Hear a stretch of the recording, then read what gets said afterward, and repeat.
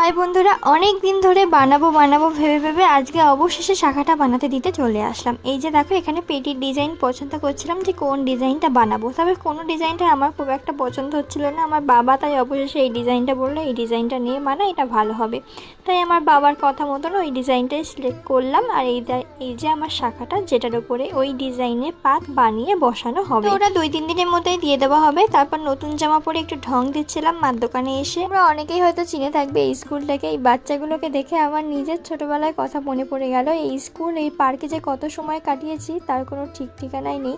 তারপরে গেছিলাম বরের সাথে কিছু কেনাকাটা করতে। এই যে দেখো, এত এত চকলেট মনে হচ্ছিল সব ধরে আমি বাড়ি নিয়ে যাই, কিন্তু আমার বর মশাই আমাকে একটাও চকলেট কিনে দিল না। এটা চকলেট কিনে দাও না তুমি আমাকে, বুঝেছো?